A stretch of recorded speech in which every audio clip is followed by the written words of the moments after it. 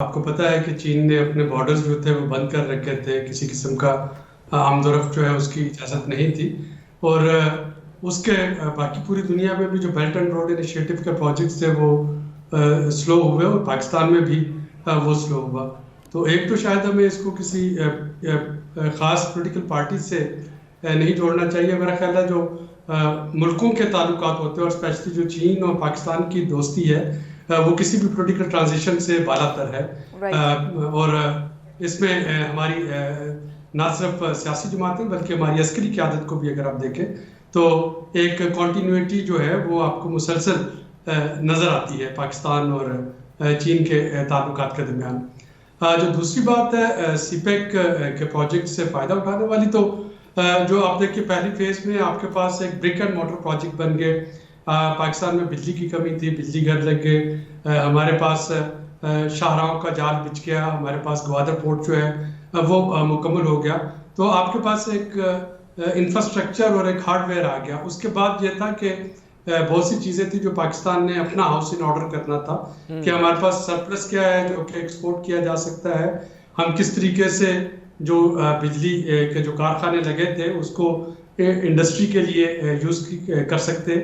ग्वादर में जो एक इंडस्ट्रियल सिटी का क़याम का मंसूबा था या ग्वादर में जो बिजली घर के क़याम का मंसूबा था उसको हम कितनी तेज़ी से पाया तकमील तक पहुंचा सकते हैं। और सबसे बढ़ के बलूचिस्तान में जो एक लॉ एंड ऑर्डर सिचुएशन जो कि चैलेंजिंग रही है उस पर कितनी जल्दी काबू पाया जा सकता था।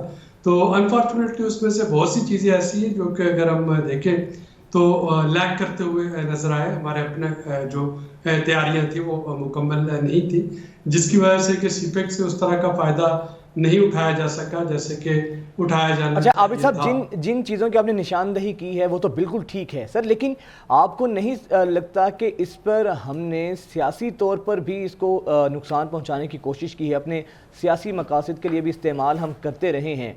आपको पता होगा फ्लोर ऑफ द हाउस जिस तरह मुराद सईद साहब ने इल्ज़ामात लगाए और उसके बाद फिर चाइना भी हमसे नाना रहा, काफ़ी देर नाराज़ रहा, तो कुछ ना कुछ दोनों तरफ से बयानात भी ऐसे रहे जिससे हमारा जो दोस्त मुल्क है चाइना वो हमसे नाराज़ भी हुआ और उसमें फिर हमने ये भी देखा कि इसमें डिले भी आया इसके काम में। देखिए उसमें ज़ाहिर है वो तो मुराद सईद साहब और पीटीआई अपना दफा उनको खुद करना चाहिए कि उन्होंने क्या किया। लेकिन being student of international relation मैं आपको ये बता सकता हूँ कि हुकूमतें जो हैं उनमें एक बड़ी क्लियर अंडरस्टैंडिंग होती है कि किसकी बात को कितना वेटेज देना है। फॉरेन ऑफिस की तरफ से जब कोई स्टेटमेंट आती है, जब कोई स्टेटमेंट आपके जो स्ट्रेटेजिक अदारे हैं उनकी तरफ से आती है तो उसका मतलब कुछ और होता है। जब कोई स्टेटमेंट आपके वैसे किसी वजीर या किसी पार्लियामेंटेरियन की तरफ से आती है तो पॉलिटिशियन की तरफ से आती है तो उसको बिल्कुल दूसरे एंगल से देखा जाता है। पाकिस्तान के बारे में भी आप देखते हैं अमेरिकन बहुत से कांग्रेसमैन और उनके जो सेनेट की तरफ से बहुत से बयान ऐसे आ रहे होते हैं जिसको कि यहाँ पे बहुत ज़्यादा अहमियत नहीं दी जाती क्योंकि वो एक पॉलिटिकल स्टेटमेंट होती है। तो मैं दोबारा दोहराता हूँ कि जो पाकिस्तान की चीन के साथ दोस्ताना पॉलिसी थी जिसका तसलसल हमने अब भी देखने में मिला आपको जब के रूस और यूक्रेन के कॉन्फ्लिक्ट में बड़ा क्लियरली पाकिस्तान ने अपनी एक गैर जानबदाराना तशख़्ख़ुस जो है उसको बरकरार रखा और वेस्टर्न एलाइज के भरपूर दबाव के बावजूद उसने वोट देने से इज्तनाब किया नेशनल उसमें जनरल असेंबली में।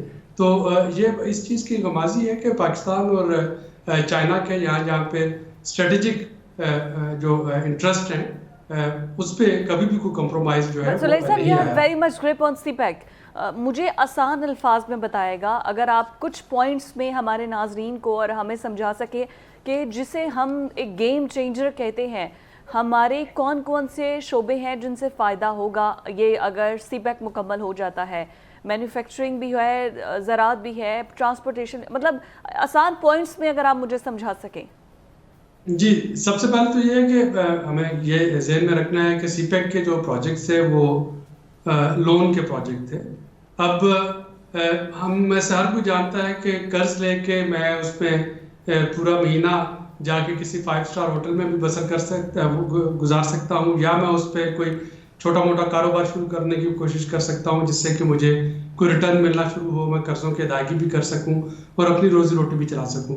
तो जब हम डेवलपमेंट जो मंसूबे इनकी बात करते हैं तो हमें ये देखना होता है कि उसको हम कैसे उसका बेहतर इस्तेमाल करें कि हम ना सिर्फ ये कि उसका कर्ज भी लौटा सके बल्कि अपने लिए हम लाइवलीहुड अपॉर्चुनिटीज भी जनरेट कर सके। इसमें एग्रीकल्चर का बहुत बड़ा रोल है। एग्रीकल्चर वैल्यू चेन जो है, क्या हम उन वैल्यू चेन्स को बेहतर बना सकते हैं। इसमें जो जैसा कि मैंने पहले कहा कि जो बिजली पैदा हुई तो क्या हम उसको इंडस्ट्रीज को देख के इंडस्ट्रीज को बेहतर करने की कोशिश कर सकते हैं, या हम उसको जो है वो घरेलू इस्तेमाल पे या नॉन प्रोडक्टिव यूज जो है उसका वो कर सकते हैं। ग्वादर अगर ट्रांसशिपमेंट पोर्ट बनी है तो क्या हमारे पास वहाँ पे एक जो लेटेस्ट पोर्ट फैसिलिटीज मौजूद हैं यहाँ पे कि पूरी दुनिया की शिपिंग लाइंस आए और आके अपना सामान उतारें दूसरी डेस्टिनेशन के लिए, वो वहाँ पे शिफ्ट हो रहा हो जैसे कि सिंगापुर और दुबई में है। तो ये चीजें जो है वो अभी तक नहीं हो पाई हैं क्योंकि इसमें जैसा कि मैंने कहा कि अच्छा, ये जो गवादर एयरपोर्ट बना है वो भी ये सीपैक का हिस्सा ही है, होगा इसी मंसूबे का है हिस्सा? जी बिल्कुल वो होगा, वो भी डिले हुआ। वहाँ पे एक बिजली घर बनना था, वो भी पिछले 12-14 साल से तवालत का शिकार रहा है। इसमें जो एक रे ऑफ होप है वो ये है कि सऊदी अरब और ईरान की दोस्ती जो है ये सीपैक के लिए बड़ी खुशखबरी है पाकिस्तान के लिहाज से, क्योंकि हमने देखा कि ये दो बरादर इस्लामी ममालिक की जो आपस में प्रॉक्सी वार थी इसमें से अक्सर बलोचिस्तान में लड़ी जा रही थी सेक्टेरियन इन फाइटिंग की सूरत में। इसी तरह से अफगानिस्तान से भी वहाँ पे टेररिस्ट आके अपनी कार्रवाइयाँ करते रहे हैं। इंडिया भी अपनी प्रॉक्सी वार जो है वो बलोचिस्तान में लड़ रहा था, तो बलोचिस्तान एक मेल्टिंग पॉट बन गया था जो रीजन में प्रॉक्सी वार्स का, कि बाहर से वो प्रॉक्सी वार्स यहाँ पे लड़ी जा रही थी और हमारे जो फौजी जवान थे और हमारे जो सिक्योरिटी इदारे थे, आपने देखा कि वो अपनी कीमती जानों का नजराना पेश करके मुल्क की हिफाजत कर रहे हैं। वहाँ पर रहने वाले तो सबसे ज़्यादा सफ़र कर रहे हैं ना। इस आपने बड़ी अच्छी निशानदेही किया कि किस तरह से बलूचिस्तान इन तमाम ममालिक के टारगेट पे है और सब वहाँ पर हो रही है। अच्छा, इसमें एक और अहम चीज़ सुलैरी साहब ये भी है कि आप समझते हैं जो सीपैक होगा यकीनन मुल्क के लिए बहुत अहमियत का हामिल है, हमारी मईशत के लिए बहुत अहमियत का हामिल है। इसका फ़ायदा जो मुकामी लोग हैं बलूचिस्तान के गवादर के उनको भी फ़ायदा होगा, या हमने तो हमेशा देखा है कि चिराग तले अंधेरा ही रहा है, वहाँ के लोग भी अपने पांव पर खड़े हो सकेंगे? हो भी रहा है इस हवाले से।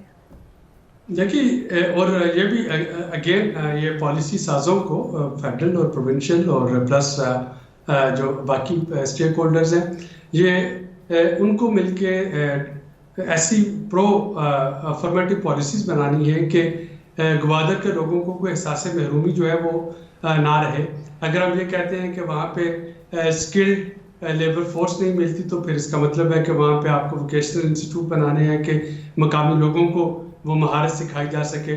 अगर हम कहते हैं कि वहाँ के लोग जो हैं वहाँ पे आपको एक ख़ास एजुकेशन का लेवल चाहिए तो इसका मतलब है कि ग्वादर यूनिवर्सिटी और जो बाकी तालीमी अदारे हैं उनके ज़रिए हमें अफर्मेटिव एक्शंस करने हैं कि अगले 2-3 सालों में जब तक कि आपके ये सीपैक के तमाम मनसूबे जो हैं ये फेज़ 2 के भी ऑनलाइन आ जाते हैं तो हमारे पास इतनी अफराधी कुव्वत बलूचिस्तान के अंदर तैयार हो कि आपको बाहर से बहुत कम अफराद जो है वो वहाँ पे लेके जाना पड़े ताकि ये एक बहुत क्लियर मैसेज जाए कि ये जो सीपैक के मंसूबे हैं ये सबसे पहले बलूचिस्तान की तरक्की के लिए और उसके साथ साथ पूरे पाकि मुल्क की तरक्की के लिए और इस खत्ते की तरक्की के लिए वो